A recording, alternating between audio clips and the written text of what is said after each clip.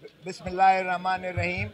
आज अभी हम केस करके आए हैं जो चौधरी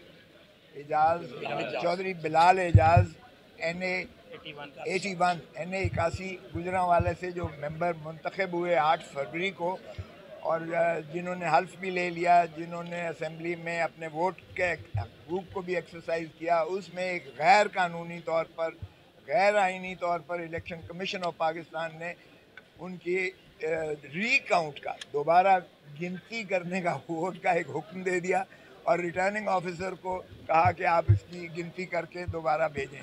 तो जो हमारा बिलाल एजाज 8,000 से जीता हुआ था, असल में तो ये 30,000 से जीता था, लेकिन वोट उसको कटौती करते करते 8,000 पर ले आए। 8,000 से जीता हुआ था। गुजरांवाला के रिटर्निंग ऑफिसर ने 10,736 तकरीबन 11,500 वोट डबल स्टैंपिंग करके, और वो 8,000 का हमारी जीत को इसने 2,000-2,500 में हमें अपनी तरफ से हरा दिया, जिसकी नालिश हमने कर रखी थी यहाँ लाहौर हाई कोर्ट में। और आज अभी जज साहब ने, जब उन्होंने, चूँकि ये 4-5 तारीखें पढ़ चुकी थी और इसमें वो तवालत का इल्तवा ही हर मरतबा करने की कोशिश करते थे, आज फिर उन्होंने कोशिश की कि इसको मुलतवी किया जाए, क्योंकि इलेक्शन कमीशन की जानिब से वो जवाब की उन्होंने मोहलत मांगी। तो हमने कहा, उसकी शदीद मुखालफत की, और तो जज साहब ने हमारी इस्तदा को तस्लीम करते हुए उसके नोटिफिकेशन को सस्पेंड करते हुए हमारा नोटिफिकेशन बहाल कर दिया। इसमें मैं बताता चलूँ कि हमारा जो नौजवान राना उस्मान है, वकील साहब, इन्होंने दायर की थी, बहुत मेहनत की है इन्होंने, और जाहिर है क्योंकि मैं सीनियर था, आज हम दोनों पेश हुए हैं और अल्लाह ने करम किया कि आज जो है इंसाफ बोल बाला हुआ और जीते हुए को फिर जज साहब ने कर दिया। अब ईद के बाद लगेगा और इंशाअल्लाह ये फ़ैसला यही हतमी होगा, क्योंकि इलेक्शन कमीशन ऑफ पाकिस्तान को कोई इख्तियार नहीं होता है रीकाउंटिंग या किसी मामले में मुदाखलत करने का।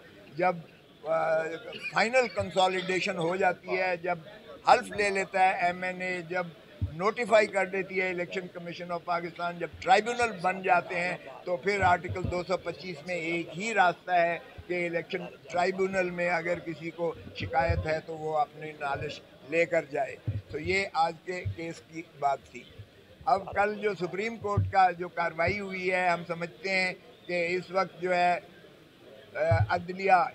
अदलिया ऑन ट्रायल है। इस वक्त जो है निज़ाम अदल को जंजीरों में जकड़ा हुआ है। और आपने देखा कि जो 6 जज साहिबान ने, इस्लामाबाद हाई कोर्ट के 6 जज साहिबान ने जो मरासला लिखा सुप्रीम जुडिशल काउंसिल को, चीफ जस्टिस ऑफ पाकिस्तान ने वो फुल कोर्ट के सामने रखा, और फुल कोर्ट में उन्होंने पहले दिन जो मशावरत की, उसके नतीजे में प्राइम मिनिस्टर से मुलाकात की।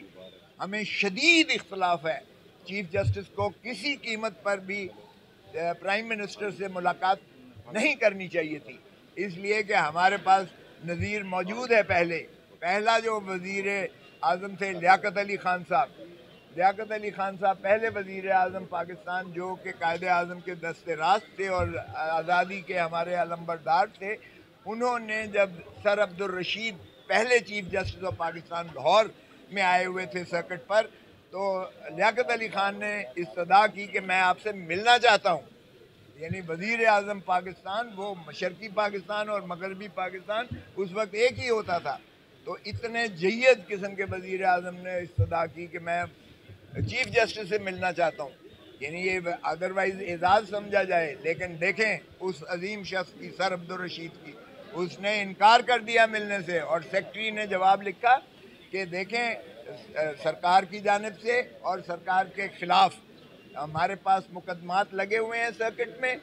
हम नहीं चाहते कि कोई ऐसा शायबा अवाम के अंदर आए कि वज़ीर आज़म से मुलाकात की वजह से मुकदमात पर असर अंदाजी हुई है, किसी साइल का हक जो है वो उसके ताबे आ गया या उसके असरात में जो है उसको नालिश नहीं मिली है।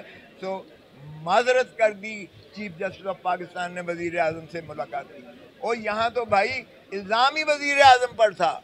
यहाँ जो 6 जज साहिबान इस्लामाबाद हाई कोर्ट के थे, उन्होंने ये लिखा कि एग्जीक्यूटिव और इस्टेब्लिशमेंट हमारे अदालती मामलात पर असर अंदाज हो रही है, और उन्होंने मिसालें भी दी। और शौकत सिद्दीकी साहब जिनको सुप्रीम कोर्ट ने बहाल किया, अगरचे वो रिटायर हो चुके थे, उसकी उन्होंने तायीद की कि उन्होंने जो कमीशन मांगा है कि इसकी इंक्वायरी की जाए, इसलिए कि वो असरात ख़त्म नहीं हुए। शौकत सिद्दीकी ने कहा था DGISI और इस्टेब्लिशमेंट मेरे ऊपर यानी उनके ऊपर जो है जज साहब पर असरअंदाज होने की कोशिश कर रही है, मन पसंद अपनी बेंचेस बनाती है, मन पसंद फैसले यहाँ से लेने की कोशिश करती है, हावी होती है।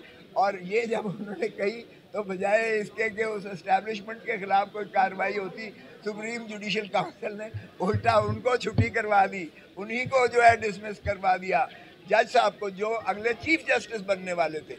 तो अब आगे जब काजी फाइज ईसा साहब चीफ जस्टिस ने उनकी वो जो पिटिशन उन्होंने कर रखी थी उसको एक्सेप्ट करके कहा कि ये बदनीयती थी सुप्रीम जुडिशल काउंसिल की, लफ्ज़ ज़रा देखें, बदनीयती थी और कोरम नॉन जुडिस था, इसलिए उनको बहाल किया जाता है। लेकिन चूंकि वो रिटायर हो चुके थे, बाकी उनकी मराहत मिली और वो रिटायर्ड जज तस्वर होंगे, डिसमिस्ड नहीं होंगे। लेकिन उन्होंने, शौकत सिद्दीकी ने कहा था कमीशन हो और इस पर उनको करार वाक़ई सज़ा होनी चाहिए जिन लोगों ने ऐसी भोंडी हरकत करके निज़ाम अदल पर असरअंदाज होने की कोशिश की है। तो बजाय इसके कि उन पर, तो इस्लामाबाद हाई कोर्ट के जब जजेस ये नालिश मांग रहे हैं कि जी करें, तो फिर मुझे बताएं कि वज़ीर आज़म तो चीफ एग्जीक्यूटिव होता है, एग्जीक्यूटिव पर इल्ज़ाम है और चीफ जस्टिस एग्जीक्यूटिव के हेड को मुलाकात करके और उसे कमीशन कह रहा है बना दो। तो कमीशन पर जो बनाई गई एक ही सिंगल रिटायर्ड जज, और रिटायर्ड जज की तो भाई चपड़ासी भी मुंह फेर लेता है। रिटायर्ड जज की हैसियत क्या होती है, वो सिटिंग स्टेज है जिसके खिलाफ जो है कैसे इंक्वायरी करेगा। खैर मैं उसमें इसलिए नहीं पढ़ता क्योंकि चीफ जस्टिस फॉर्मर साहब